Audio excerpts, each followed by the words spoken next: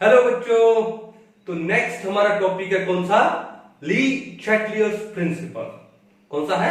ली Chatelier's principal. बड़ा important है। अपनी अपनी नोटबुक ओपन कर लो, अच्छे से समझो और बाद में नोट्स बनाना। थ्योरेटिकल है थोड़ा। ओके, तो क्या है ये? ली चैटलियर्स प्रिंसिपल। ये ली चैटलियर प्रिंसिपल ये बोलता क्या है? ये बोलता है कि if a system is at equilibrium, अगर कोई सिस्टम है वो इक्विलिब्रियम में है, and if it is subjected to any change, अब वो चेंज क्या हो सकता है? Change in temperature, change in pressure, change in volume, then equilibrium is shifted in such a way, in such a direction so as to nullify the effect of change, ताकि उस effect of change को क्या कर दे? Decrease कर दे, nullify कर दे, खत्म कर दे। उसे हम लोग क्या बोलते हैं? Le Chatelier's principle. तो लिख लो पहले क्या है कि if a system at equilibrium, if a system at equilibrium is subjected to any change, अब वो चेंज क्या हो सकता है? ठीक है, जैसे मैं लिख दूं यहां पे क्या? चेंज इन टेम्परेचर, टेम्परेचर में चेंज कर दो, वॉल्यूम में चेंज कर दो, प्रेशर में चेंज कर दो, etcetera etcetera. If the system at equilibrium is subjected to any change, then equilibrium उस डायरेक्शन में शिफ्ट हो जाएगा जहां पर वो जो चेंज हो रहा है उसका अपोज हो, यानी वहां चेंज नलिफाई हो जाए। Then the equilibrium is shifted in such a way या such a direction so as to nullify the effect of change, ताकि वो जो चेंज हमने किया है वो चेंज का जो इफेक्ट वो नलिफाई हो जाए, इक्विलिब्रियम उस डायरेक्शन में शिफ्ट हो जाता। ठीक है, एग्जांपल से समझेंगे इसको हम लोग। ठीक है, तो ये है आपका ली चैटलियर प्रिंसिपल। अब वो चेंज पे डिपेंड करता है, जैसे हम टेम्परेचर में चेंज कर सकते हैं, वॉल्यूम में चेंज करें, उसके बाद प्रेशर में चेंज करें, या फिर एडिशन कर दें, किसका? इनर्ट गैस का कर दें, या फिर कैटलिस्ट ऐड कर दें हम लोग। तो वहां पर ली चैटलियर प्रिंसिपल कैसे काम करेगा कि टेम्परेचर इंक्रीज करने से इक्विलिब्रियम कौन सी डायरेक्शन में शिफ्ट होगा, या प्रेशर इंक्रीज या डिक्रीज करने से कौन सी डायरेक्शन में शिफ्ट हो रहा है, वॉल्यूम इंक्रीज या डिक्रीज करने से इक्विलिब्रियम कौन सी डायरेक्शन में शिफ्ट हो रहा है, ये सब हम लोग एक एक करके पढ़ने वाले हैं। ठीक है, तो सबसे पहले हम लोग क्या पढ़ने वाले हैं? नंबर 1 क्या पढ़े? Effect of concentration. सबसे पहले कंसंट्रेशन का इफेक्ट पढ़ेंगे। ठीक है, आपको क्या लगा कि ये वर्ड लिखा ना, एक्सेट्रा में सब आ जाता है। तो पहला कौन सा है? Effect of concentration. एग्जांपल लेते हैं। फॉर एग्जांपल, जैसे मान लो हमने क्या लिया कि PCl5 गैस को डिकम्पोज कर दिया, तो क्या बन गया? ये PCl3 गैस प्लस में Cl2 गैस। ठीक है, अब देखो इस रिएक्शन में होगा क्या कि अगर आपने रिएक्टेंट की कंसंट्रेशन को इंक्रीज कर दोगे, अगर रिएक्टेंट की कंसंट्रेशन को इंक्रीज कर दोगे तो रेट ऑफ फॉरवर्ड डायरेक्शन क्या हो जाएगा? इंक्रीज हो जाएगा, नहीं हो जाएगा? क्यों? क्योंकि आपके पास रिएक्टेंट ज्यादा हो गए, और रिएक्टेंट ज्यादा हो गए तो रेट किस पे डिपेंड करता है? Product of active masses of reacting species. अगर रिएक्टेंट की कंसंट्रेशन ज्यादा हो गई तो रेट ऑफ फॉरवर्ड डायरेक्शन बढ़ जाएगा, इक्विलिब्रियम कौन सी डायरेक्शन में शिफ्ट हो जाएगा? फॉरवर्ड में। इसका मतलब ये PCl3 और Cl2 का कंसंट्रेशन धीरे धीरे बढ़ना स्टार्ट हो जाएगा। और अगर आपने PCl3 या Cl2 का कंसंट्रेशन बढ़ा दिया, तो मैं लिख देता हूं यहां पे कि अगर हमने PCl5 का ये स्क्वायर ब्रैकेट का मतलब कंसंट्रेशन अगर हमने इंक्रीज कर दिया तो इक्विलिब्रियम, तो जो इक्विलिब्रियम है कौन सी डायरेक्शन में शिफ्ट हो जाएगा? फॉरवर्ड में शिफ्ट हो जाएगा, क्योंकि रेट ऑफ फॉरवर्ड रिएक्शन क्या हो जाएगा? बढ़ जाएगा। ठीक है। सिमिलरली अगर आपने PCl3 और इक्विलिब्रियम फॉरवर्ड में शिफ्ट हो गया तो मैं लिख दूं कौन सी रिएक्शन डोमिनेट करेगी, फॉरवर्ड डायरेक्शन में इक्विलिब्रियम शिफ्ट हो जाएगा, ठीक है ना। ओके, अगर आपने PCl3 और Cl2 का कंसंट्रेशन, ठीक है, या तो दोनों का कंसंट्रेशन इंक्रीज कर दो या दोनों में से किसी एक का भी कंसंट्रेशन इंक्रीज कर दो, तो क्या होगा कि प्रोडक्ट का कंसंट्रेशन इंक्रीज करोगे तो क्या होगा, रेट ऑफ बैकवर्ड डायरेक्शन बढ़ेगा। रेट ऑफ बैकवर्ड डायरेक्शन का मतलब इक्विलिब्रियम बैकवर्ड डायरेक्शन में शिफ्ट हो जाएगा। तो क्या लिखते हैं, अगर ये इंक्रीज करें तो क्या होगा, बैकवर्ड डायरेक्शन में इक्विलिब्रियम शिफ्ट हो जाएगा। सिंपल था। अब देखो ये तो इंक्रीज करने की बात है, अगर मानो डिक्रीज कर दो, अगर आप PCl5 का कंसंट्रेशन डिक्रीज कर दो, रिएक्टेंट का कंसंट्रेशन आपने कम कर दिया, अगर ये कंसंट्रेशन कम होने का मतलब क्या है कि इनका कंसंट्रेशन इसके कंपैरेटिवली ज्यादा हो गया। अगर इनका ज्यादा होने का मतलब इक्विलिब्रियम कहां जा रहा है, बैकवर्ड में जा रहा है। तो ये भी बात भी लिख सकते हो क्या, ये देखो अगर आप PCl5 का कंसंट्रेशन डिक्रीज कर रहे हो, अगर इसका कंसंट्रेशन डिक्रीज कर रहे हो तो इसके कंपैरेटिवली इनका कंसंट्रेशन क्या हो गया, इंक्रीज हो गया। तो इक्विलिब्रियम कहां शिफ्ट हो गया, बैकवर्ड में, ठीक है। तो क्या लिख दूं मैं, बैकवर्ड डायरेक्शन में शिफ्ट हो जाएगा इक्विलिब्रियम कौन से डायरेक्शन में शिफ्ट हो जाएगा, अपोजिट में, बैकवर्ड में। और सिमिलरली अगर आपने PCl3 और Cl2 का कंसंट्रेशन कम कर दिया, इनका कम करने का मतलब इसका बढ़ गया कंपैरेटिवली, और इसका बढ़ने का मतलब इक्विलिब्रियम कहां चला गया, फॉरवर्ड डायरेक्शन में चला गया। तो क्या लिख दो यहां पे, सिमिलरली, ठीक है, ये था बैकवर्ड डायरेक्शन। अब ये क्या लिख दूं कि अगर आपने PCl3 का कंसंट्रेशन और Cl2 का कंसंट्रेशन डिक्रीज कर दिया, ये कंसंट्रेशन डिक्रीज करने से इसका कंसंट्रेशन कंपैरेटिवली बढ़ गया, तो इक्विलिब्रियम फॉरवर्ड डायरेक्शन में शिफ्ट हो गया। कहानी समझ आई? तो ये है इफेक्ट ऑफ कंसंट्रेशन। एक एग्जांपल लिया, और भी ले सकते हो, जैसे एग्जांपल नंबर 2 ले लो। ये लो क्या, N2 गैस प्लस में 3H2 गैस, कौन सा प्रोसेस है ये, हैबर प्रोसेस, क्या देगा, 2NH3 गैस, ठीक है। सेम वही कहानी कि अगर आप N2 या फिर H2 में से, दोनों में से किसी एक का कंसंट्रेशन इंक्रीज करो या फिर दोनों का ही इंक्रीज करो, तो क्या होगा, रिएक्टेंट का कंसंट्रेशन बढ़ने से इक्विलिब्रियम कहां शिफ्ट हो जाएगा, फॉरवर्ड में। और अगर आपने इनका कंसंट्रेशन, इनमें से किसी एक का या दोनों का कंसंट्रेशन डिक्रीज कर दिया, ये डिक्रीज होने का मतलब ये इंक्रीज हो गया, ये इंक्रीज होने का मतलब इक्विलिब्रियम कहां शिफ्ट हो गया, बैकवर्ड में। समझ गए कहानी, कोई इशू नहीं है। तो आपने देखा कि कंसंट्रेशन का क्या इफेक्ट पड़ता है, ली चैटलियर प्रिंसिपल, समझ आएगा अच्छे से। तो पहला तो ये था, मिटा दिया जाए इसको, अच्छे से लिख लो पोज करके। चलिए अब दूसरा आते हैं किसके ऊपर, इफेक्ट ऑफ प्रेशर। किसके ऊपर, इफेक्ट ऑफ प्रेशर। नंबर 2 क्या बोल रहे हैं हम लोग, इफेक्ट ऑफ प्रेशर। चलो एग्जांपल लेते हैं। पहले एग्जांपल क्या लेंगे, जैसे मान लो, क्या एग्जांपल लूं कि सबसे पहले तो मैंने ले लिया कि H2 गैस प्लस में I2 gas give you 2HI gas. एक रिएक्शन मैंने ये ले ली, ओके। एक रिएक्शन मैंने ये ले ली, जैसे मान लो कि वही ले ले, PCl5 gas will give you PCl3 gas plus में Cl2 गैस। एक रिएक्शन ये ले ली, और कौन सी रिएक्शन ले, और ले ले, मान लो जैसे सपोज करो कि इसका रिवर्स ले सकते हैं, या फिर अपन क्या ले सकते हैं, ये लो N2 गैस प्लस में 3H2 gas gives you 2NH3 gas. मैंने 3 एग्जांपल ले लिया, 1 एग्जांपल नंबर 2 एग्जांपल नंबर 3। अब तीनों में मैं इफेक्ट ऑफ प्रेशर देखना चाहता हूं। अब बात यह देखो कि प्रेशर बढ़ता है, जब प्रेशर बढ़ता है तो वॉल्यूम क्या है, घटता है। यानी जब प्रेशर घटता है तो वॉल्यूम बढ़ता है, बात तो एक ही है।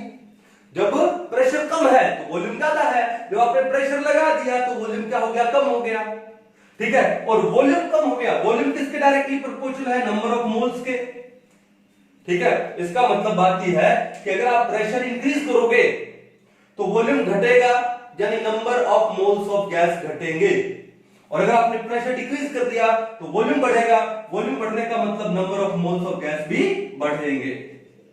ये कहानी समझ आ गई, कोई इशू नहीं है। अब देखो ध्यान से कि यहां पर इस रिएक्शन में क्या हो रहा है, यहां पर कितने मोल ऑफ H2 है 1 मोल, कितने मोल ऑफ I2 है 1 मोल, तो यहां पर प्रोडक्ट में कितने मोल ऑफ HI है 2 मोल, तो 1 + 1 = 2 हुआ कि नहीं हुआ, यानी रिएक्टेंट में भी 2 मोल्स है और प्रोडक्ट में भी 2 मोल्स है, तो यहां पर जो नंबर ऑफ मोल्स इक्वल है तो इसका मतलब वॉल्यूम क्या होगा, इक्वल होगा।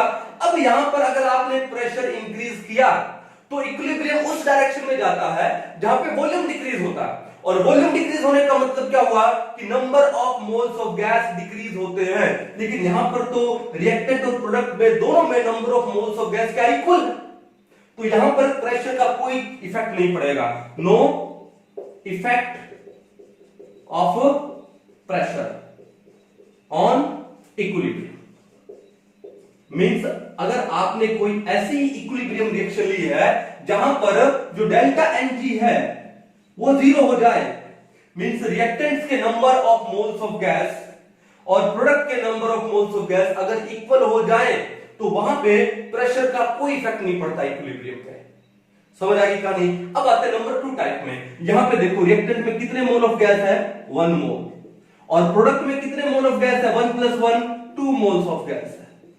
अब इसका मतलब क्या है कि अगर मैं प्रेशर इंक्रीज करता हूं तो वॉल्यूम क्या होगा, डिक्रीज होगा, वॉल्यूम डिक्रीज होने का मतलब नंबर ऑफ मोल्स डिक्रीज होगा, ठीक है। ये देखो अगर मैं प्रेशर इंक्रीज करता हूं तो वॉल्यूम क्या होगा, वॉल्यूम डिक्रीज होगा, वॉल्यूम डिक्रीज होने का मतलब number of moles of gas decrease होंगे। अब बताओ number of moles of gas कौन सी डायरेक्शन में डिक्रीज हो रहे हैं, प्रोडक्ट में 2 मोल है, रिएक्टेंट में 1 मोल है, इसका मतलब बैकवर्ड डायरेक्शन में number of moles of gas decrease हो रहा है, तो इस टाइम में इक्विलिब्रियम कहां शिफ्ट करेगा, बैकवर्ड डायरेक्शन में, ठीक है।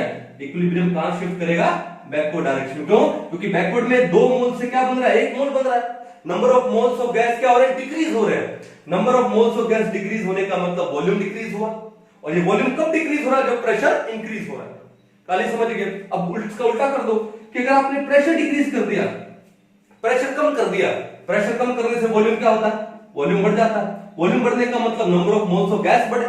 अब number of moles of gas कौन सी डायरेक्शन में बढ़ रहे हैं, फॉरवर्ड डायरेक्शन में। 1 मोल से कितने मोल हो रहे हैं, 2 मोल हो रहे हैं, इसका मतलब कौन सी डायरेक्शन में इक्विलिब्रियम शिफ्ट हो जाने वाला है, फॉरवर्ड डायरेक्शन में शिफ्ट हो जाने वाला है। इसका मतलब है कि अगर आपको PCl5 का डिसोसिएशन करवाना है, अगर आपको PCl5 का डिसोसिएशन करवाना है तो आपको प्रेशर क्या रखना पड़ेगा, लो रखना पड़ेगा।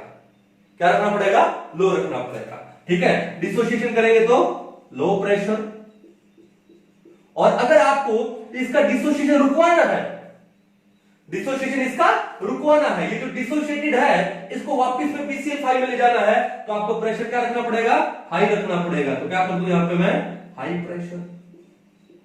कहानी समझ आ गई। तो इस रिएक्शन में लो प्रेशर पे फॉरवर्ड रिएक्शन क्या होती है, डोमिनेट करती है, और हाई प्रेशर पे बैकवर्ड रिएक्शन, बैकवर्ड डायरेक्शन क्या करती है, डोमिनेट करती है। सिंपल, समझ जाओगे। चलो अब आते हैं नेक्स्ट नंबर 3 पे। अब रिएक्टेंट में कितने नंबर ऑफ मोल है भैया, 1 और 3 4 मोल्स है, और प्रोडक्ट में कितने मोल है, 2 मोल्स। तो नंबर ऑफ मोल कौन सी डायरेक्शन में कम हो रहे हैं, फॉरवर्ड में। अब यहां पर अगर आप प्रेशर इंक्रीज करते हो तो वॉल्यूम क्या होगा, डिक्रीज होगा। वॉल्यूम डिक्रीज होने का मतलब number of moles of gas decrease हुए, और number of moles of gas कहां पर डिक्रीज हो रहे हैं, फॉरवर्ड में। 4 से कितने हो रहे हैं, 2 हो रहे हैं। तो कौन सी डायरेक्शन में इक्विलिब्रियम शिफ्ट हो जाएगा, फॉरवर्ड डायरेक्शन में शिफ्ट हो जाएगा। Then equilibrium will be shifted in the forward direction. तो फॉरवर्ड डायरेक्शन में शिफ्ट होने का मतलब क्या है, हाई प्रेशर। अगर आपको N2 और 3H2 से अमोनिया बनाना है तो प्रेशर क्या रखना पड़ेगा, हाई रखना पड़ेगा। क्या रखना पड़ेगा, हाई रखना पड़ेगा। दूसरा, अगर आपने प्रेशर डिक्रीज कर दिया, प्रेशर क्या कर दिया, कम कर दिया, लो प्रेशर का मतलब वॉल्यूम ज्यादा हो गया। वॉल्यूम ज्यादा का मतलब number of moles of gas ज्यादा, और number of moles of gas कौन सी डायरेक्शन में ज्यादा हो रहे हैं, बैकवर्ड में। तो इक्विलिब्रियम कौन सी डायरेक्शन में शिफ्ट हो जाएगा, बैकवर्ड डायरेक्शन में शिफ्ट हो जाएगा।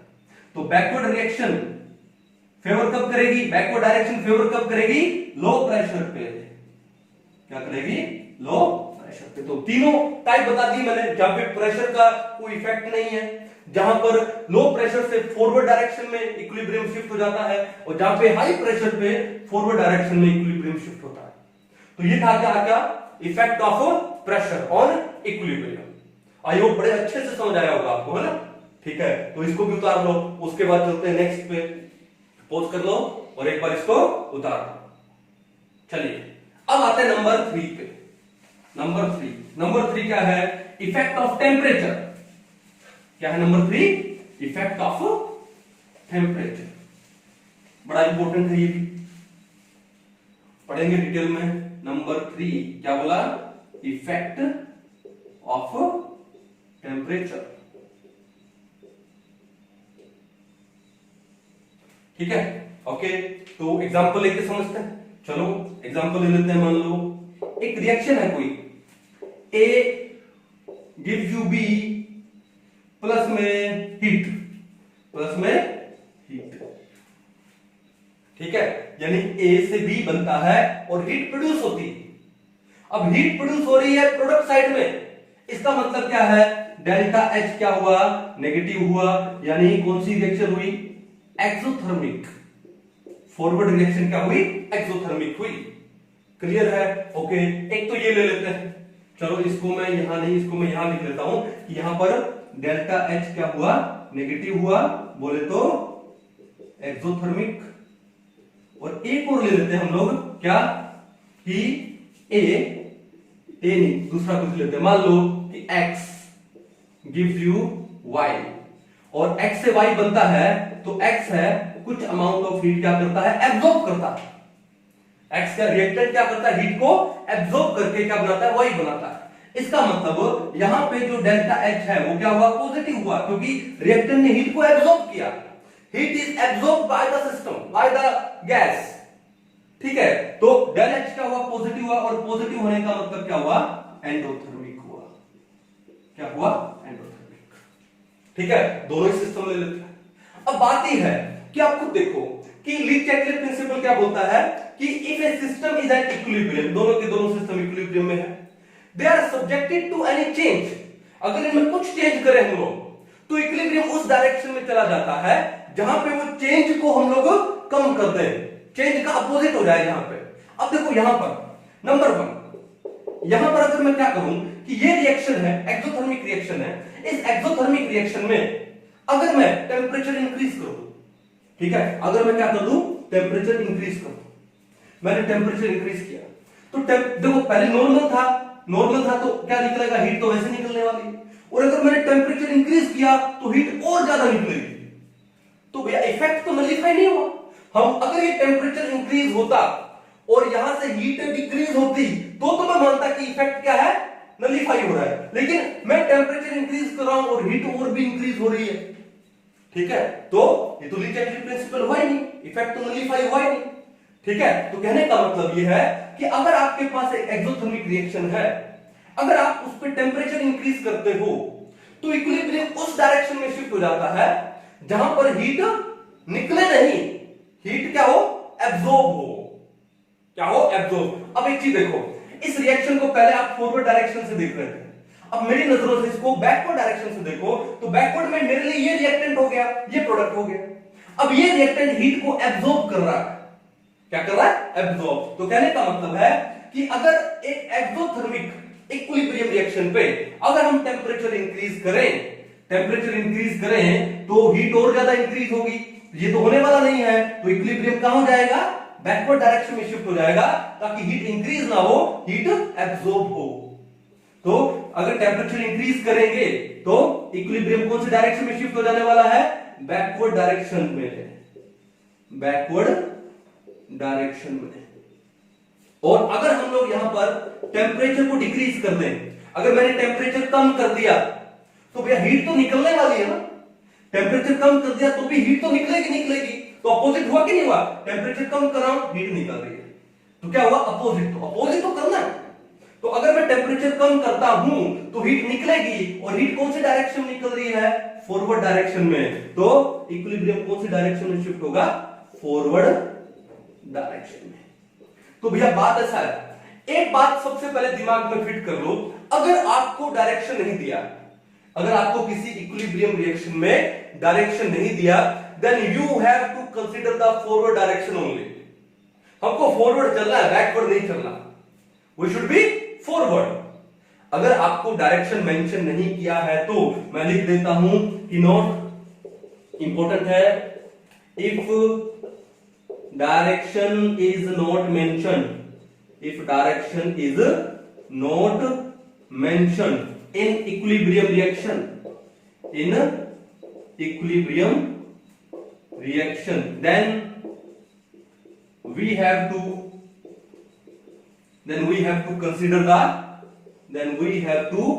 consider the forward direction only। ये चीज दिमाग में फिट कर लो कि अगर डायरेक्शन मेंशन नहीं की है तो हम किसको कंसीडर करेंगे, सिर्फ फॉरवर्ड डायरेक्शन को कंसीडर करेंगे, किसमें, इक्विलिब्रियम रिएक्शन में। अब देखो मैं क्या बोल रहा हूं कि अगर आपके पास एक्सोथर्मिक रिएक्शन है तो टेम्परेचर इंक्रीज करने से इक्विलिब्रियम कहां शिफ्ट हो जाएगा, बैकवर्ड में शिफ्ट हो जाएगा, क्योंकि टेम्परेचर इंक्रीज करोगे तो हीट अपोजिट साइड में हीट एब्जॉर्ब हो जानी चाहिए। एब्जॉर्ब कब हो रही है, बैकवर्ड में हो रही है, ठीक है। और टेम्परेचर डिक्रीज कर दिया, ये डिक्रीज कर दिया तो हीट निकलनी चाहिए, यानी फॉरवर्ड में चला जाएगा।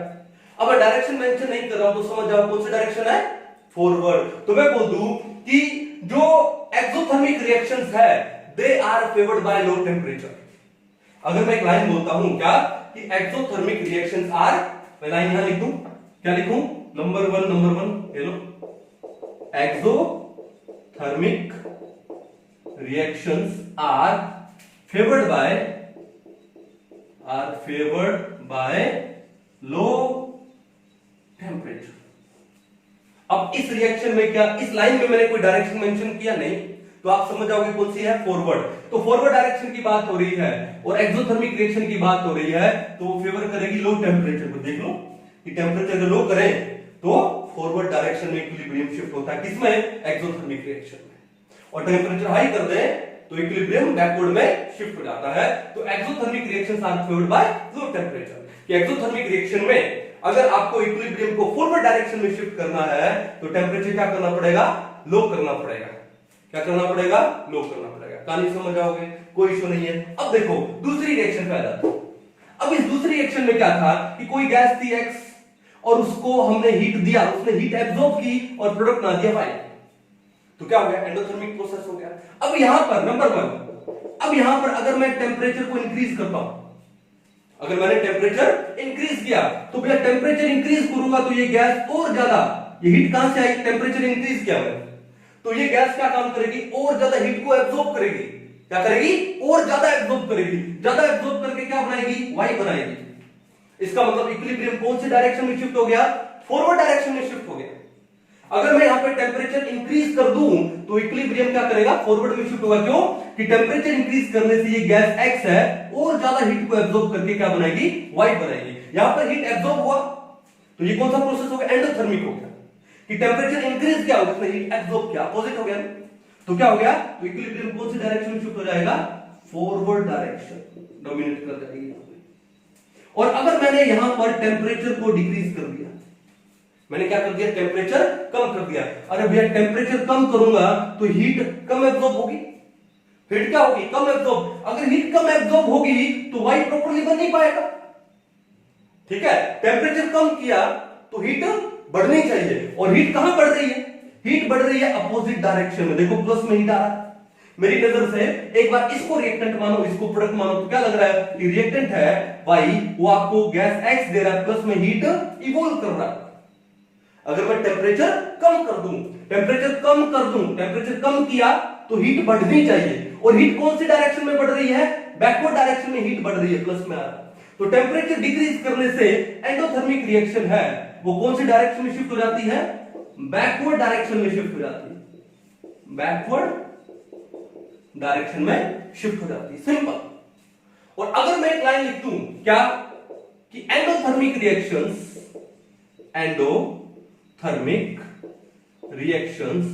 Are favoured by high temperature, तो क्या सही होगा कि नहीं होगा? बिल्कुल होगा। क्या मैंने इस लाइन में डायरेक्शन को मेंशन किया? नहीं।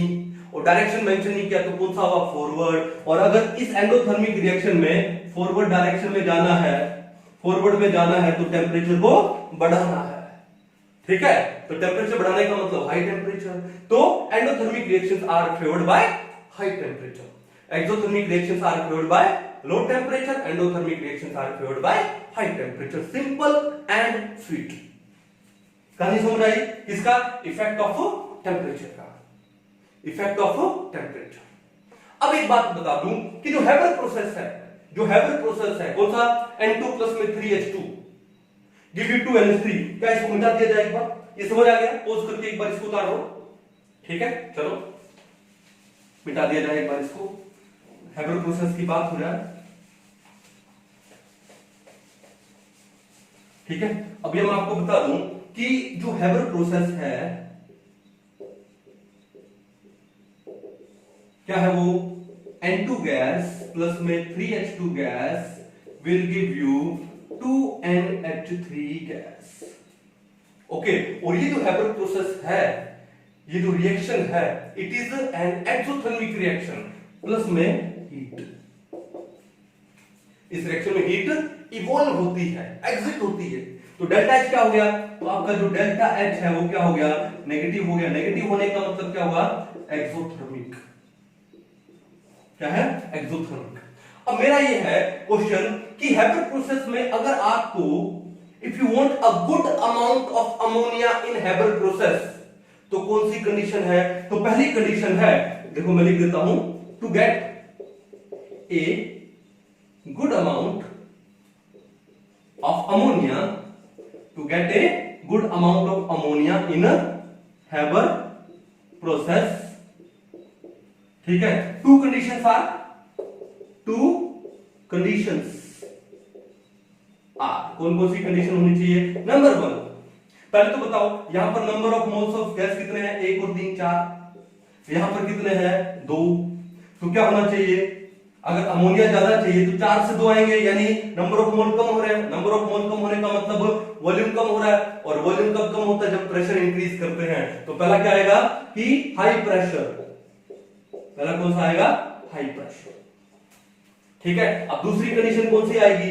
अब ये हाई प्रेशर पे तो हो गया, हाई प्रेशर पे इक्विलिब्रियम फॉरवर्ड में शिफ्ट हो जाएगा and will get a good amount, a good quantity of ammonia. दूसरा, ये कौन सा प्रोसेस है भैया? एक्सोथर्मिक का, हीट इवॉल्व होती है and exothermic process are favoured by low temperature. अगर आपको इस रिएक्शन को फॉरवर्ड डायरेक्शन में ले जाना है, एक्सोथर्मिक रिएक्शन है, फॉरवर्ड में ले जाना है, तो टेम्परेचर क्या करना पड़ेगा? लो करना पड़ेगा। तो पहली कंडीशन हाई प्रेशर, दूसरी कंडीशन क्या? Low temperature.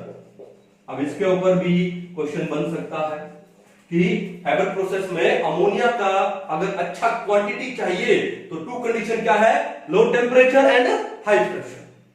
और ये कौन एक्सप्लेन करता है? ली शैटलियर्स प्रिंसिपल। कहानी समझ आई? मजेदार थी अच्छे से? तो एक बार इसको अच्छे से उतार लो, फिर हम लोग आगे बढ़ते हैं।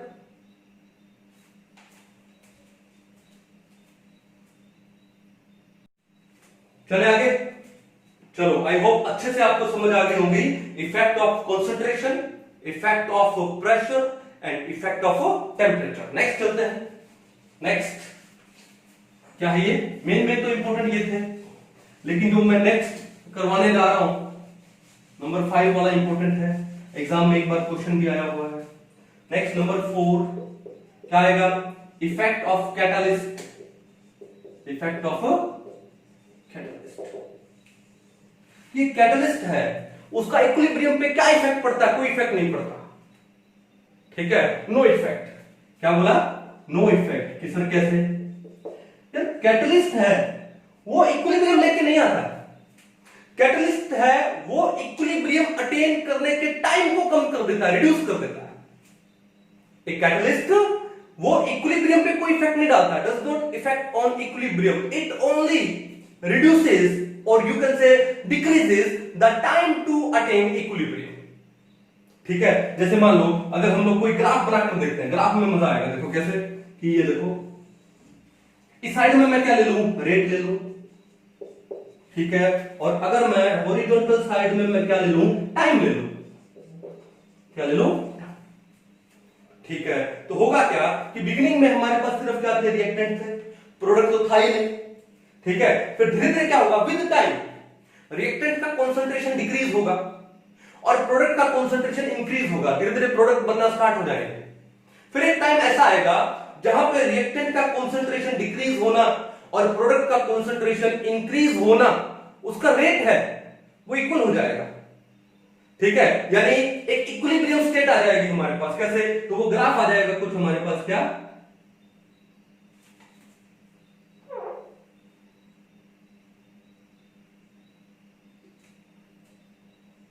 वो ग्राफ हमारे पास कुछ ही आ जाएगा, ठीक है, दिख रहे हो।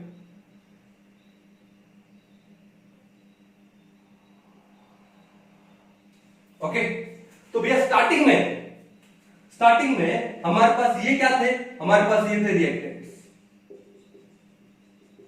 और ये क्या थे हमारे पास, प्रोडक्ट्स,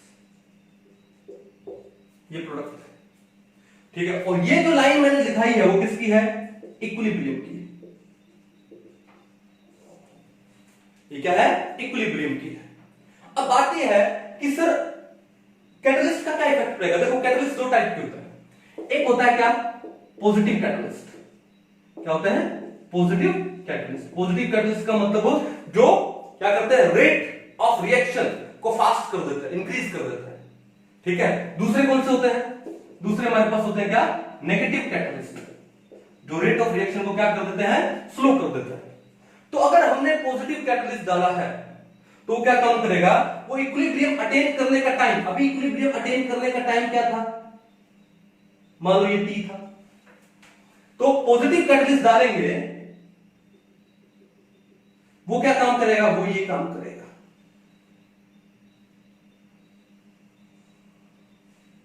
ठीक है। ये किसका इफेक्ट है, पॉजिटिव कैटलिस्ट का। उसने क्या काम किया, इक्विलिब्रियम को अटेन करने के टाइम को कम कर दिया, ठीक है, ठीक है। ये पहले टाइम इक्विलिब्रियम अटेन करने का ये था, अब टाइम कितना हो गया, ये हो गया, ठीक है, ये लो T1। और अगर वही नेगेटिव कैटलिस्ट डालेंगे तो इक्विलिब्रियम पहले T टाइम मेंटेन हो रहा था, अभी उससे ज्यादा टाइम लग जाएगा, अभी उससे क्या लग जाएगा, ज्यादा टाइम लग जाएगा, ये लो वो टाइम कौन सा हो जाएगा आपका, T2। तो पहले सिर्फ इतना ही टाइम लग रहा था इक्विलिब्रियम को अटेन करने का, नेगेटिव कैटलिस्ट से, नेगेटिव कैटलिस्ट ने वो इक्विलिब्रियम अटेन करने के टाइम को इंक्रीज कर दिया।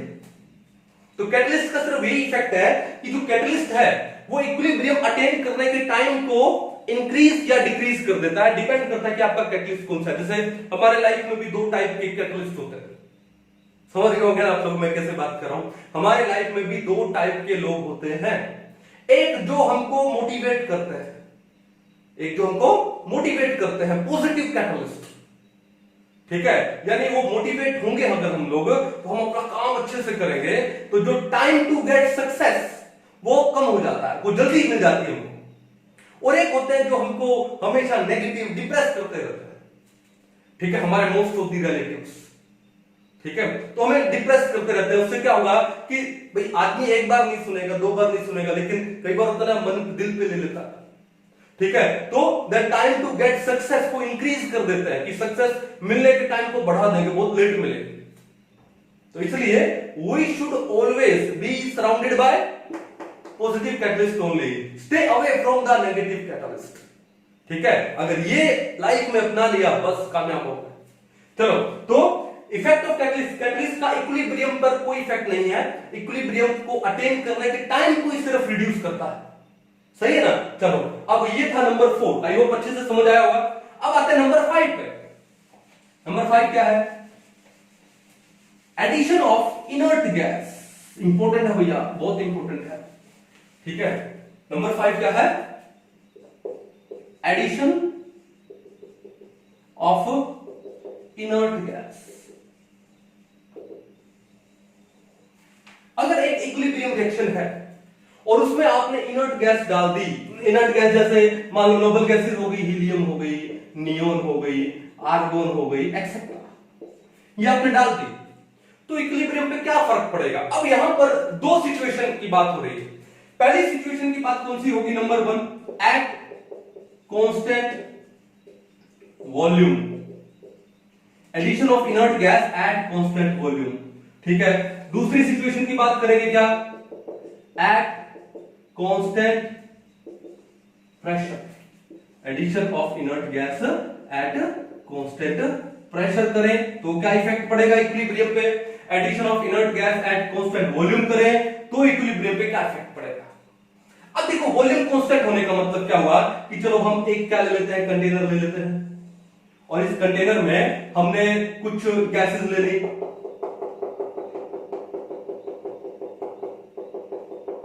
ले लिया, ठीक है, ओके। अब बात यह है तो इसमें गैस मॉलिक्यूल्स हैं, ए है, गैस मॉलिक्यूल्स हैं, बी है, और हमारा जो इक्विलिब्रियम रिएक्शन थी वो क्या थी, A gas will give you B gas. Clear था, कोई दिक्कत नहीं है।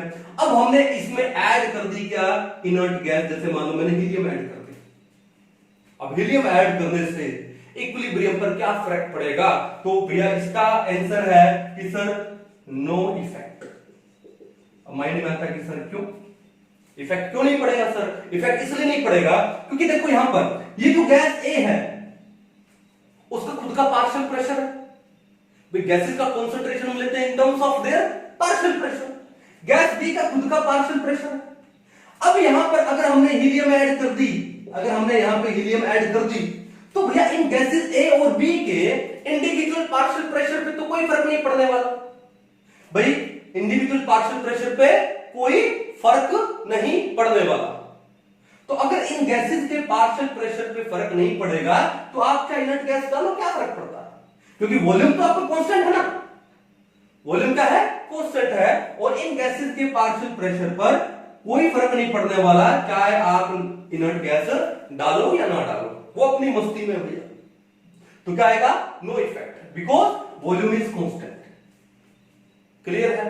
सेम अगर मान लो कोई लिक्विड वाला इक्विलिब्रियम हो तो वहां पर भी फर्क नहीं पड़ने वाला, क्यों, क्योंकि लिक्विड का कंसंट्रेशन, तो इसके इनर्ट गैस ऐड करने से कोई फर्क नहीं पड़ने वाला। लेकिन कांस्टेंट प्रेशर का है। अब प्रेशर कांस्टेंट का मतलब क्या हुआ कि भैया हमारा जो कंटेनर है वो ओपन है, हमारा भाई कांस्टेंट प्रेशर कब होगा, जब pressure inside the container is equal to atmospheric pressure. जैसे लैब के अंदर जब आप रिएक्शन करते हो, टेस्ट ट्यूब आपके पास या बीकर आपके पास, तो टेस्ट ट्यूब में जब आप रिएक्शन करते हो तो टेस्ट ट्यूब को बंद थोड़ी रखते हो, टेस्ट ट्यूब को क्या रखते हो, ओपन रखते हो। That is an open system. Means open test tube का मतलब क्या है, the pressure inside the test tube is equal to the atmospheric pressure, तभी तो प्रेशर कांस्टेंट होगा, ठीक है। तो हमने क्या लिखा, eight constant pressure. Constant pressure का मतलब क्या हुआ, ओपन सिस्टम। क्या मतलब हुआ उसका, ओपन सिस्टम, आपका कंटेनर ओपन है। अब भैया कंटेनर ओपन है ना तो इससे वॉल्यूम पे फर्क पड़ जाएगा, क्योंकि वॉल्यूम चेंज हो जाएगा ना। पहले तो वॉल्यूम सिर्फ इतना सा था, अब आपने जैसे ढक्कन खोल दिया अब तो वॉल्यूम भाई साहब, अब इसमें तो पूरा सराउंडिंग आ गया, ये लो वॉल्यूम बढ़ गया, ठीक है। अब यहां पर अगर आप यहां पर इनर्ट गैस ऐड करते हो, अगर आप मान लो कोई इनर्ट गैस ऐड करते हो तो क्या होगा, तो भैया वॉल्यूम बढ़ेगा, सडनली वॉल्यूम बढ़ेगा ना, तो वॉल्यूम बढ़ेगा तो भैया कंसंट्रेशन भी बढ़ेगी। क्यों, हम जो एक्टिव मास लेते हैं, हम जो एक्टिव मास लेते हैं वो क्या लेते हैं, इन टर्म्स ऑफ मोलैरिटी। क्या लेते हैं, इन टर्म्स ऑफ मोलैरिटी। और मोलैरिटी क्या होती है, N by V। N क्या है, number of mole of gas, वो A के और B के number of moles of gas पे कोई फर्क नहीं पड़ने वाला, ओके। लेकिन ये V क्या है भैया, volume of the solution, volume of the container. अब कंटेनर का वॉल्यूम यहां तक ही लिमिटेड नहीं हुआ क्योंकि ढक्कन खुल गया, ठीक है ना, तो अब वॉल्यूम क्या हो गया, इंक्रीज हो गया। अब ये वॉल्यूम इंक्रीज हो चुका है क्योंकि आपने नोबल गैस डाल दी तो वॉल्यूम तो बढ़ेगा, क्योंकि नोबल गैस का खुद का भी वॉल्यूम है, और वैसे आपने कंटेनर ओपन कर दिया क्योंकि आपका प्रेशर कांस्टेंट है। अब ये वॉल्यूम इंक्रीज होगा तो मोलैरिटी डिक्रीज होगी, यानी एक्टिव मास डिक्रीज होगा। एक्टिव मास डिक्रीज होगा तो इक्विलिब्रियम पे फर्क पड़ेगा। एक्टिव मास यानी यहां पे कंसंट्रेशन, और कंसंट्रेशन अगर डिक्रीज होगी या इंक्रीज होगी तो इफेक्ट पड़ेगा नहीं पड़ेगा, सबसे पहला पढ़ा था हमने effect of concentration.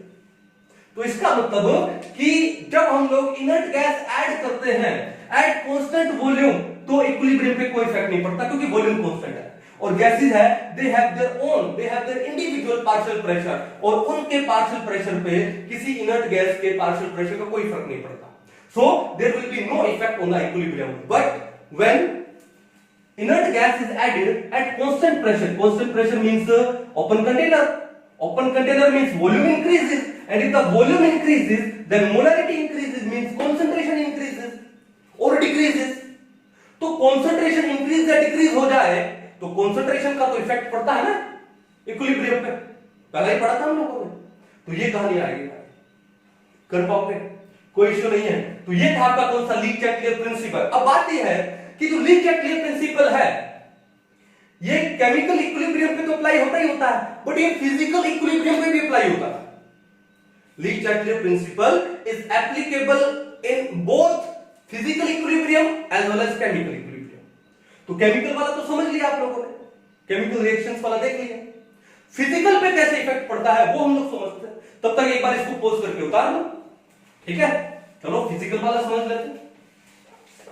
I hope अच्छे से आपको समझ आ रहा होगा। ये एग्जाम पॉइंट ऑफ व्यू से इंपॉर्टेंट है, थ्योरेटिकल है ज्यादा लेकिन इंपॉर्टेंट है। ओके, अब क्या किसकी बात कर रहा हूं मैं?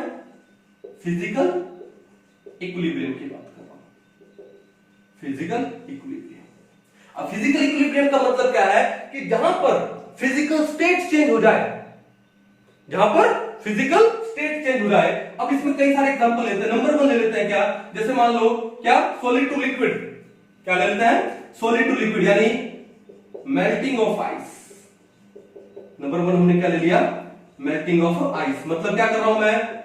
सॉलिड से कहां जा रहा हूं? लिक्विड में जा रहा हूं। फिजिकल स्टेट चेंज हो गया। अब बात यह है कि वाटर सॉलिड का मतलब क्या हुआ? आइस हुआ। लिख देता हूं ब्रैकेट में क्या? आइस। इससे क्या बना रहे हैं हम लोग? वाटर लिक्विड बना रहे हैं, ठीक है? ये लिक्विड वाटर हो गया। अब एक बात बताओ, सबसे पहले केमिकल बॉन्डिंग में हमने अच्छे से पढ़ा था, क्या पढ़ा था कि जो आइस है उसका वॉल्यूम वाटर से क्या होता है? ज्यादा होता है। क्यों? क्योंकि आइस में हाइड्रोजन बॉन्डिंग की वजह से एक ओपन केज स्ट्रक्चर बनता है जिससे वॉल्यूम इंक्रीज हो जाता है और डेंसिटी डिक्रीज हो जाती है। पढ़ा था ये बात? तो आइस का वॉल्यूम ज्यादा होता है। अब बात यह है कि लेफ्ट हैंड साइड में वॉल्यूम ज्यादा है और राइट हैंड साइड में वॉल्यूम कम है। अगर मैं ज्यादा वॉल्यूम से कम वॉल्यूम में जाना चाहूं तो मेरे को प्रेशर इंक्रीज करना पड़ेगा। पढ़ा था ना आपने कि प्रेशर जब इंक्रीज करते हैं तो वॉल्यूम क्या हो जाता है? डिक्रीज हो जाता है। और वॉल्यूम कहां पर डिक्रीज हो रहा है? इस साइड में।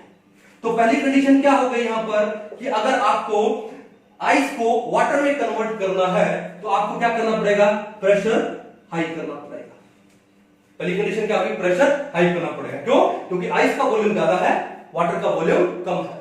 मैं लिख देता हूं, बिकॉज क्या है? वॉल्यूम, या वी लिख दो ना डायरेक्ट, वॉल्यूम क्या लिखेंगे? Volume of ice is greater then volume of water. ठीक है? तो फॉरवर्ड डायरेक्शन में जाने के लिए आपको क्या करना पड़ेगा? प्रेशर को हाई करना पड़ेगा। नंबर 2, ठीक है? अब बात यह है कि आइस वाटर में कन्वर्ट कब होती है? जब उसको हीट करते हैं, जब टेम्परेचर इंक्रीज करते हैं तो आइस किस में कन्वर्ट हो जाती है? वाटर में। बहुत जल्दी कन्वर्ट हो जाती है। मींस अगर आप टेम्परेचर इंक्रीज करोगे तो भी आइस क्या हो जाएगी? मेल्ट हो जाएगी। तो दूसरी कंडीशन क्या है कि टेम्परेचर हाई कर दो। तो मेल्टिंग ऑफ आइस के लिए दो फेवरेबल कंडीशन कौन सी है? High pressure, high temperature. तो हो गया ना फिजिकल इक्विलिब्रियम, ठीक है? हो गया, वहां पर भी चेंज बन गया, लीक चैटलियर प्रिंसिपल अप्लाई हो गया। क्लियर है? चलो अब दूसरी कंडीशन पे आते हैं, दूसरे एग्जांपल पे आते हैं। दूसरे एग्जांपल पे क्या आते हैं? Vaporisation of water. क्या कहते हैं? वेपराइजेशन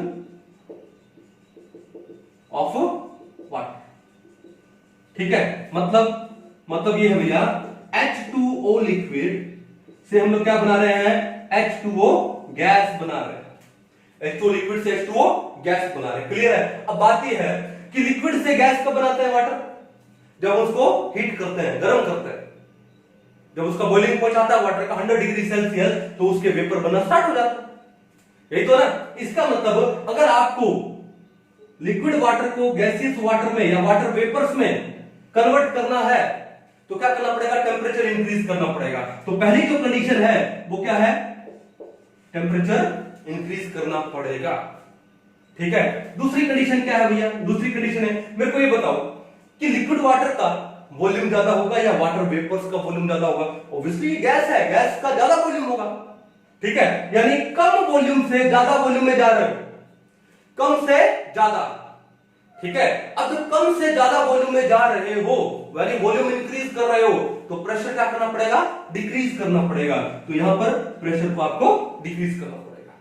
और ये जो वेपराइजेशन ऑफ वाटर है, टेम्परेचर इंक्रीज करोगे तभी तो होगा ना। मैं बोल दूं it's an endothermic process. Vaporisation of water is an endothermic process. और यहां पर भी मेल्टिंग ऑफ आइस, वो भी क्या है, एंडोथर्मिक है। तो टेम्परेचर इंक्रीज करना पड़ रहा है फॉरवर्ड को इंक्रीज करने के लिए। खाली समझ गए, तो ये वेपराइजेशन ऑफ वाटर वाला कॉन्सेप्ट भी समझ गए। अब आते हैं नंबर 3 पे। नंबर 3 हम ले लेते हैं क्या, solubility of a gas. Solubility of a gas, एक चैप्टर पढ़ा था हमने सॉल्यूशन, और सॉल्यूशन में हमने हेनरी लॉ पढ़ा था, that the solubility of a gas is directly proportional to the pressure applied, पढ़ा था ना।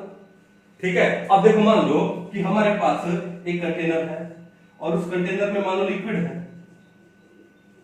ठीक है, जैसे मान लो हमने क्या ले लिया, वाटर ले लिया, वाटर ले लिया लिक्विड, और उसके अंदर हमने क्या डाल दिया, गैस डाल दी, मान लो हम CO2 गैस डाल दी।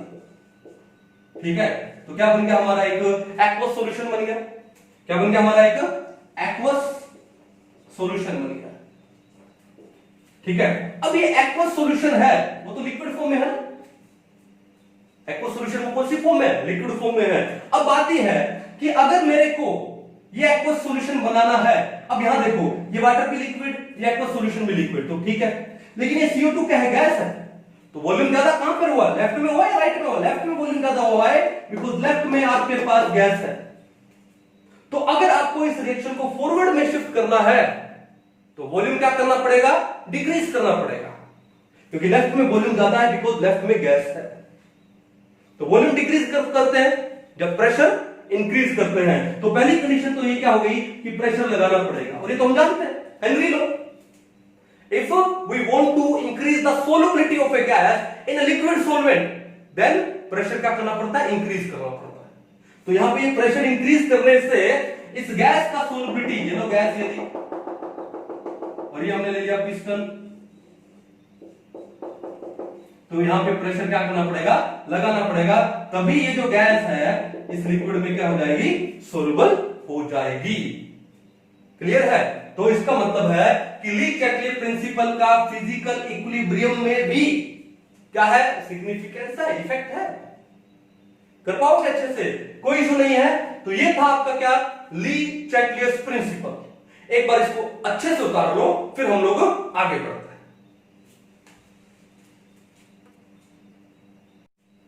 चलिए, आई होप अच्छे से समझ आया होगा आपको। अब आगे बढ़ते हैं हम लोग। आगे एक इंपॉर्टेंट टर्म पढ़ते हैं, क्या नाम है जिसका, रिएक्शन क्यूशेंट। क्या है, रिएक्शन क्यूशेंट। ठीक है, रिएक्शन क्यूशेंट क्या होता है, कैसे उसके ऊपर क्वेश्चन बनते हैं, ठीक है, अच्छे से पढ़ेंगे। क्या है टर्म, रिएक्शन क्यूशेंट, और इसको हम लोग लिखते किससे है, क्यू से। किसे लिखते हैं, क्यू से। अब ये रिएक्शन क्यूशेंट क्या होता है, at any stage other than equilibrium. Equilibrium को छोड़ के देखो, मान लो कि ए से बन रहा है बी, तो ये तो क्या है, ये तो इक्विलिब्रियम है। ये तो क्या है, इक्विलिब्रियम। यानी ए का बी में कन्वर्ट होने का रेट और बी का ए में कन्वर्ट होने का rate of forward is equal to rate of backward हो, तो वो क्या होता है, इक्विलिब्रियम होता। लेकिन हर बार कोई जरूरी थोड़ी कि इक्विलिब्रियम कंडीशन हो। ऐसा भी तो हो सकता है ना कि ऐसा ये भी हो सकता है कि ए का बी में कन्वर्ट होने का जो रेट है वो ज्यादा हो, रेट ऑफ फॉरवर्ड ज्यादा हो, और बी का ए में कन्वर्ट होने का रेट कम हो, रेट ऑफ बैकवर्ड कम हो, means rate of forward is greater then rate of backward. ये भी तो हो सकता है। या फिर ऐसा भी हो सकता है, मान लो कि ए का बी में कन्वर्ट होने का रेट यानी रेट ऑफ फॉरवर्ड और बी का ए में कन्वर्ट होने का रेट ऑफ बैकवर्ड, बोले तो rate of forward is less then rate of backward, ये भी तो हो सकता है।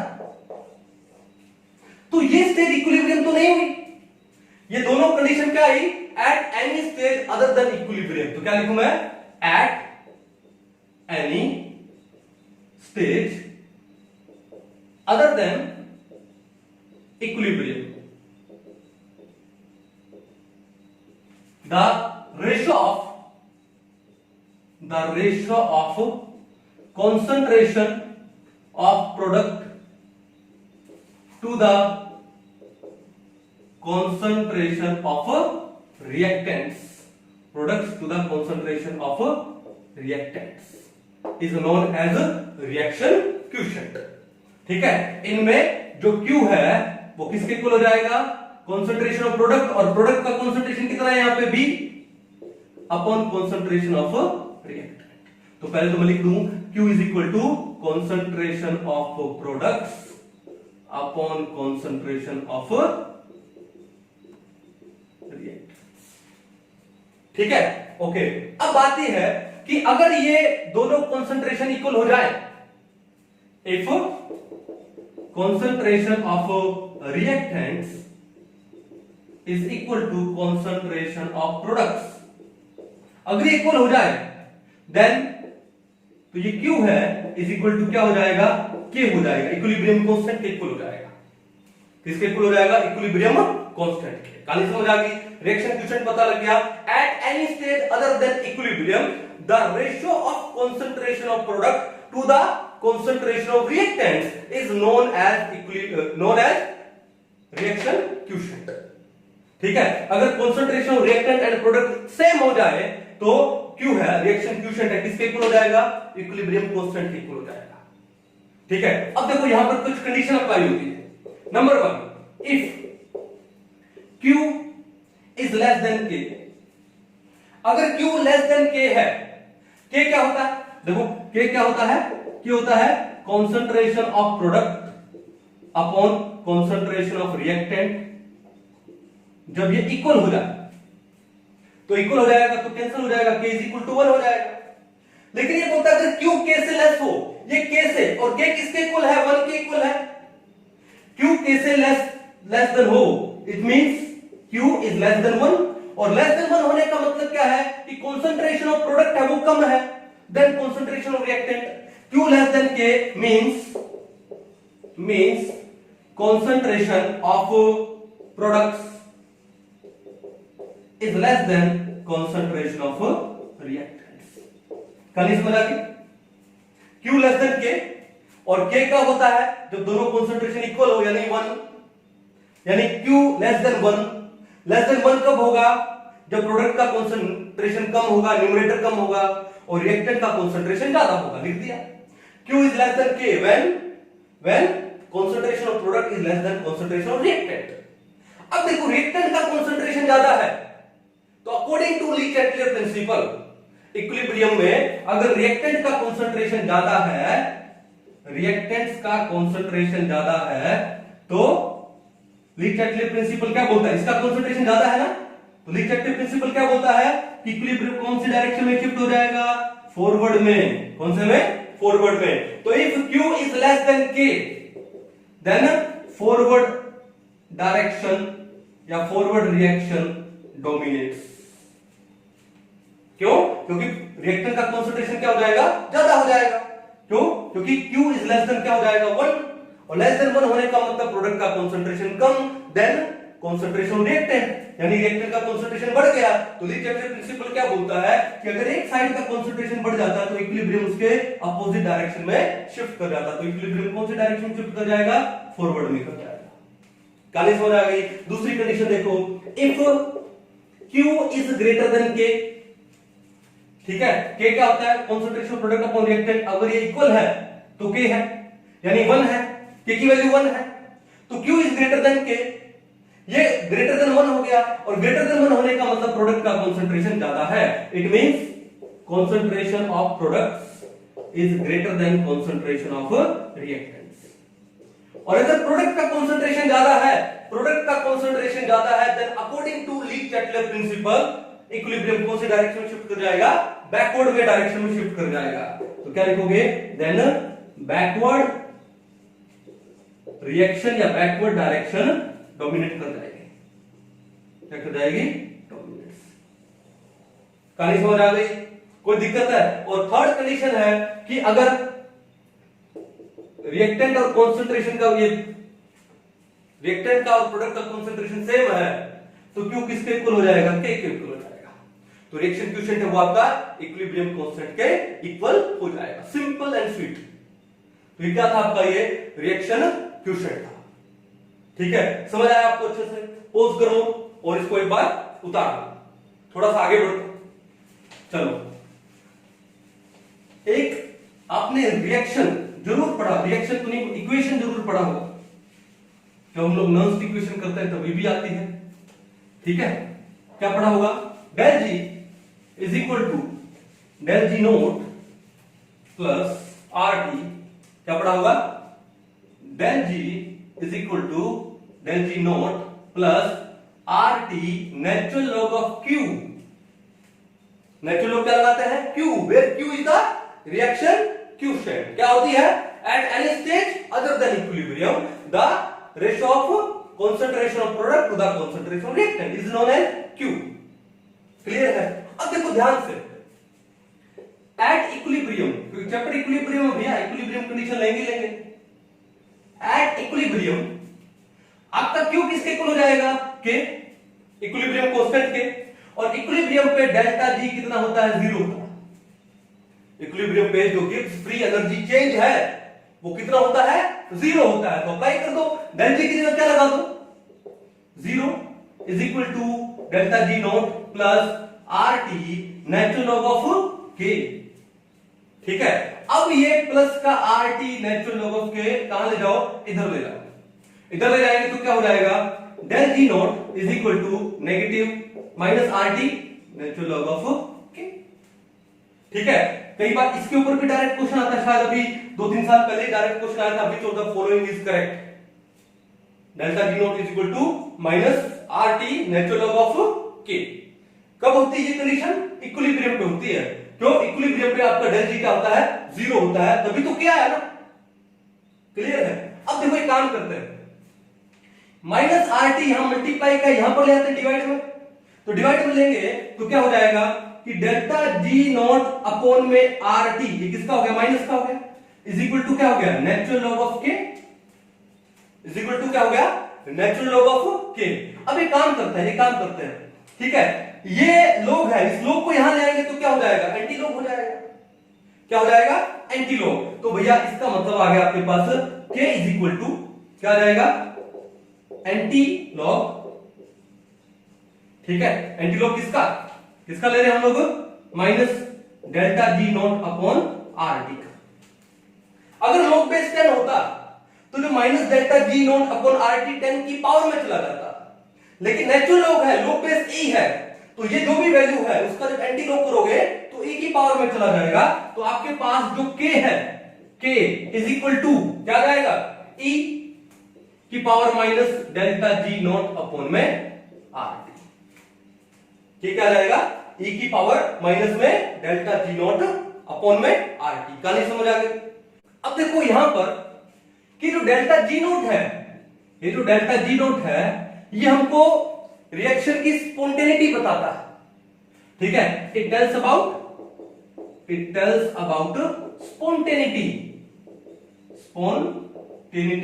Of the reaction. ठीक, रिएक्शन स्पॉन्टेनियस होगा या फिर नॉन स्पॉन्टेनियस होगा, कैसे बताते? देखो ध्यान से, पहली कंडीशन ले आते हैं। नंबर 1 नहीं लिखा ना? Number 1, if delta G naught is less then 0।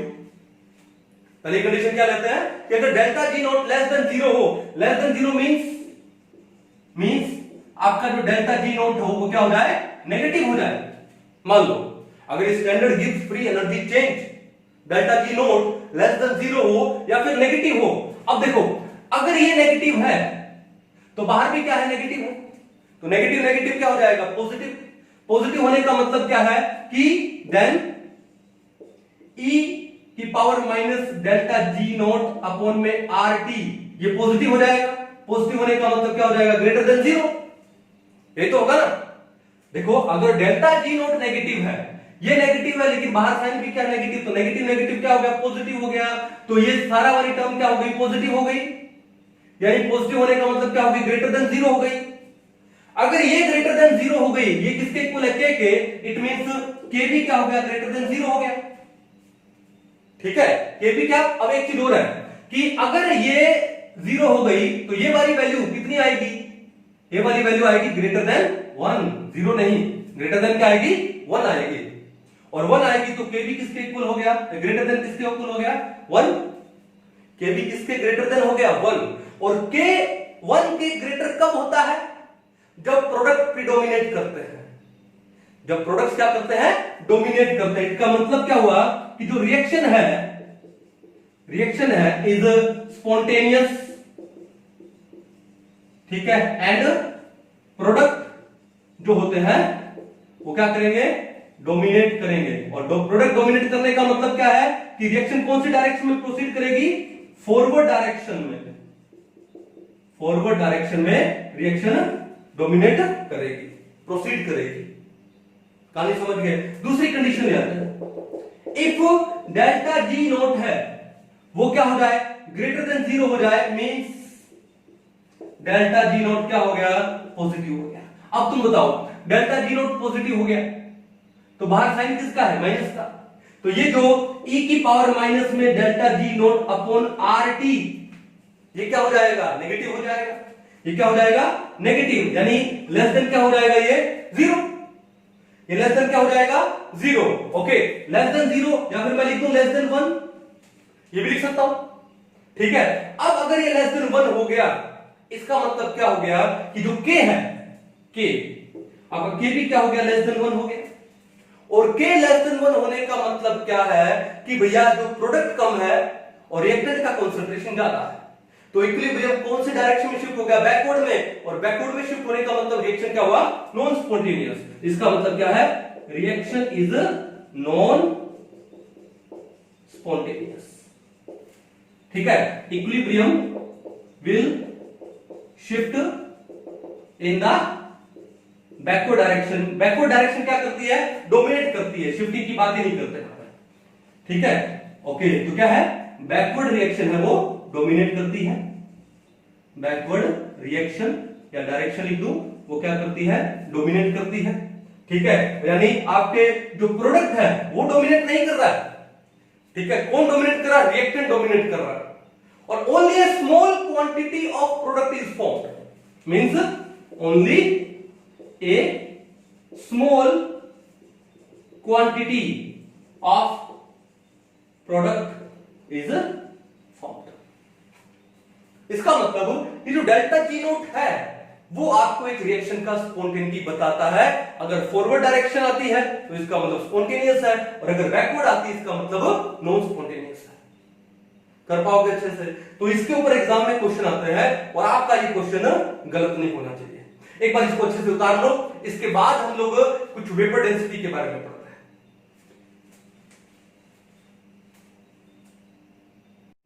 बढ़े आगे, आया आपको ये अच्छे से समझ? एग्जाम के लिए बड़ा इंपॉर्टेंट है ये।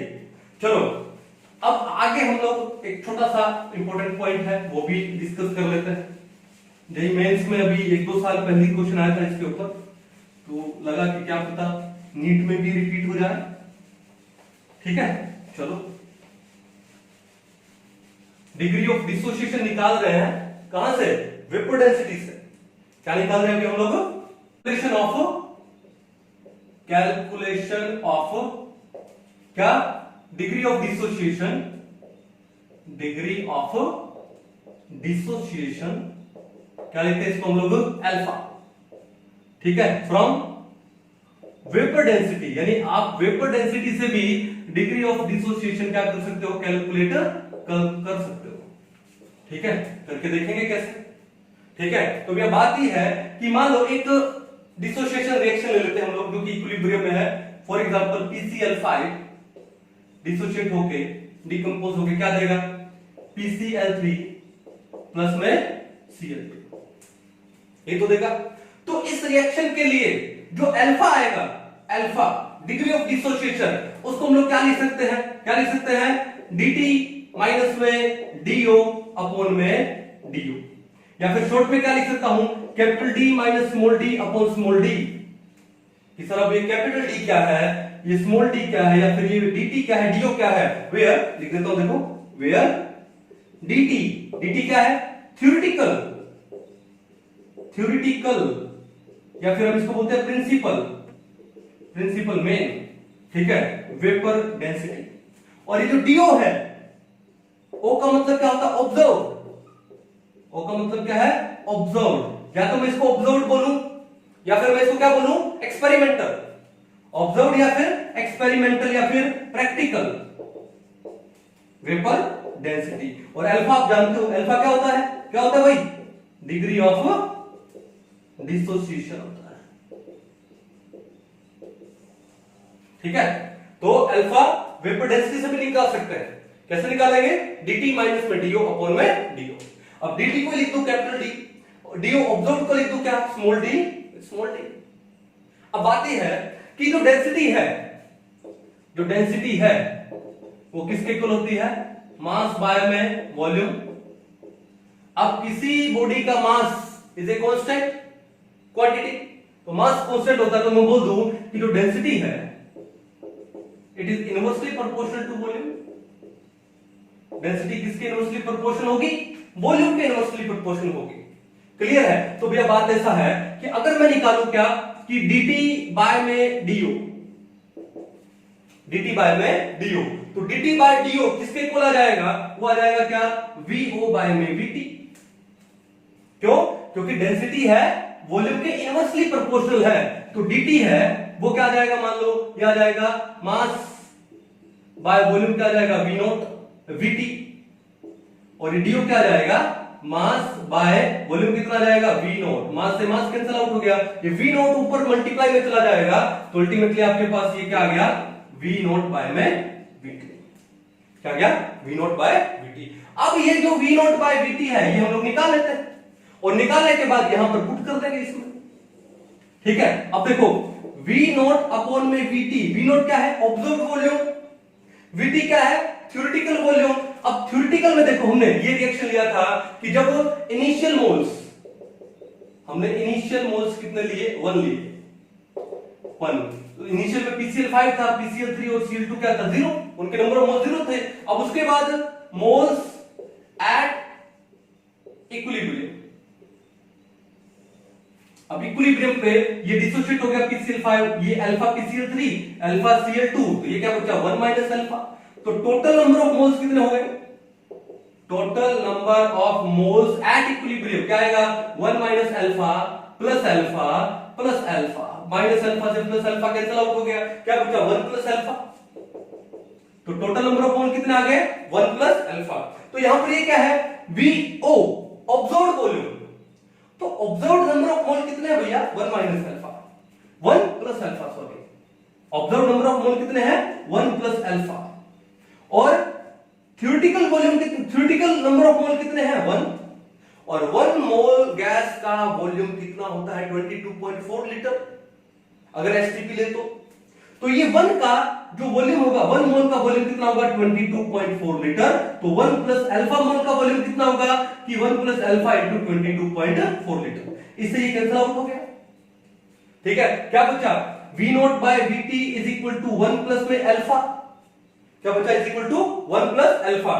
तो ये जो v नॉट बाय vt है जो कि dt बाय d नॉट के इक्वल है, तो v नॉट बाय vt की जगह मैं क्या पुट कर दूं, 1 प्लस में अल्फा, तो ये क्या बन जाएगा, dt अपॉन में d naught is equal to 1 plus में अल्फा। ये प्लस यहां पे जाके माइनस हो जाएगा, तो क्या बचेगा आपके पास बचेगा क्या, alpha is equal to dt upon में d नॉट माइनस में 1।